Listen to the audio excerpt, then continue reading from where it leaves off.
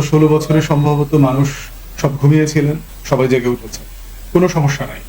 নাগরিকদের দাবি দাওয়া করবার, সেটা যত ন্যায্য অথবা অন্যায্য হোক, দাবি দাওয়া করবার এখতিয়ার এবং অধিকার একটা গণতান্ত্রিক সমাজে থাকতে হবে, এবং সেই অধিকারকে আমরা স্বীকার করি এবং স্বাগত জানাই। বাংলাদেশে গত 16 বছরের যে ফ্যাসিবাদী আওয়ামী বাকশালী শাসন কায়েম ছিল, সেখানে আমরা দেখেছি যে কিভাবে এই রাষ্ট্র থেকে দাবি দেওয়ার অধিকারের আন্দোলনগুলো করবার একদম মানে যে চরিত্র ছিল, যে কালচার ছিল, সেটা একেবারে নিভে গেছে।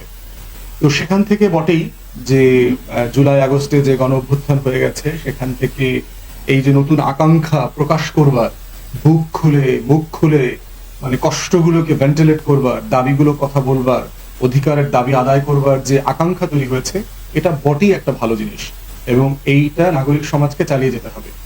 এটার সাথে আরেকটা বিষয় যেটা যোগ করতে হবে, সেটা হচ্ছে যে যারা দাবি দেওয়া করছেন তাদেরকে একটা জিনিস মাথায় রাখতে হবে যে রাষ্ট্রের একটা দাবি কতক্ষণ, কতদিন অথবা কত ঘন্টার মধ্যে মেনে নেওয়া সম্ভব, সেই জায়গাটা যেন আমরা ভুলে না যাই।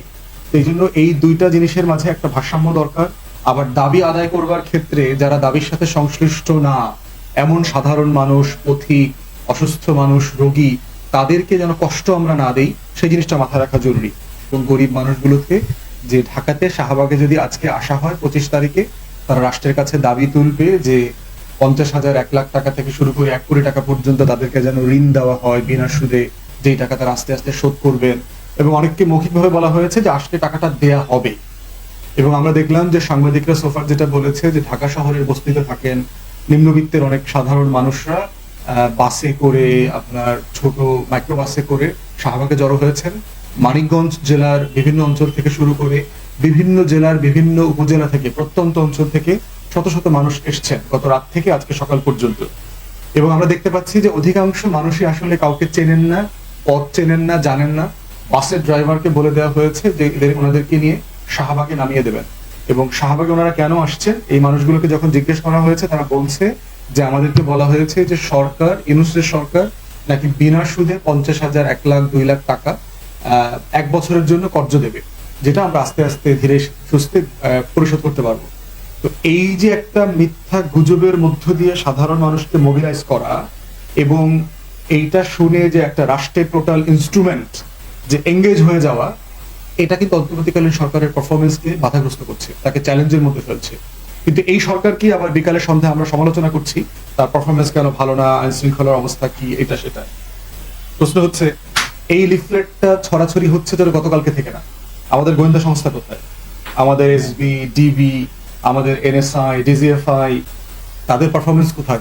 তাদের গোয়েন্দা সংস্থা কেন এই রিপোর্টটা দেওয়া হয়নি? আমি সরকারের কাছে দাবি করছি অন্তর্বর্তীকালীন সরকার গোয়েন্দা সংস্থার প্রত্যেককে ডেকে সিরিয়াসলি জিজ্ঞেস করা দরকার। যে সকল বাস মানিকগঞ্জ থেকে এসছে, মানিকগঞ্জের সাধারণ মানুষকে ভুল বুঝায় লিফলেট দিয়ে নিয়ে আসা হয়েছে, মানিকগঞ্জের লোকাল গোয়েন্দা ইউনিট কোথায়, তার ফেলিওর কোথায়, তাদেরকে জিজ্ঞাসাবাদ করা দরকার। তারা আওয়ামী লীগের হয়ে টাকা দিয়ে এটা কাজটা করছে কিনা। আমরা বিভিন্ন জায়গায় গোয়েন্দা সূত্রে জানতে পারছি যে প্রত্যেকটা জায়গার সাথে আওয়ামী অরাজকতা জড়িত। আওয়ামী লীগের নেতা কর্মীরা কোটি কোটি টাকা খরচ করছে সরকারকে বিব্রত করবার জন্য। এমনও দু এক জায়গা থেকে খবর পাচ্ছি যারা দ্রুত নির্বাচন চাচ্ছেন, তারাও এই অরাজকতার পক্ষে কাজ করছেন, যেন সরকার অরাজক হয়ে গেলে বিব্রত হবে এবং রাষ্ট্র চালাতে পারবে না, দ্রুত নির্বাচন দিয়ে চলে যাবে। অতএব এই বাস্তবতায় যে দেশ ক্ষতিগ্রস্ত হচ্ছে, রাষ্ট্র ক্ষতিগ্রস্ত হচ্ছে, এবং অন্তর্বর্তীকালীন সরকার যে জনগণকে সেবা দেবার কথা, সংস্কার করবার কথা, সেগুলো ক্ষতিগ্রস্ত হচ্ছে, সেগুলো কিন্তু মনে রাখা হচ্ছে না। তাই আমরা অন্তর্বর্তীকালীন সরকারকে বলছি যে অতি দ্রুত এই ঘটনাগুলোর ব্যাপারে তদন্ত করা দরকার এবং গোয়েন্দা ইউনিটগুলোকে সিরিয়াসলি কোশ্চেন করা দরকার। এটা কি ডেলিভারেটলি গোয়েন্দা সংস্থাগুলো সাবোটাজ করছে কিনা সেটাও দেখা দরকার। যেটার সাথে কি আমাদের গোয়েন্দা সংস্থাগুলো জড়িত, এটার সাথে কি আমাদের আওয়ামী অরাজকতা জড়িত, এটার সাথে কি নির্বাচনমুখী যে অরাজকতা যারা করতে চাচ্ছে এটার বেনিফিট নেবার জন্য সেই ধরনের দলগুলো, নেতাকর্মীরা জড়িত। এই প্রত্যেকটা ইউনিট সম্পর্কে সিরিয়াসলি ইনভেস্টিগেশন হওয়া দরকার।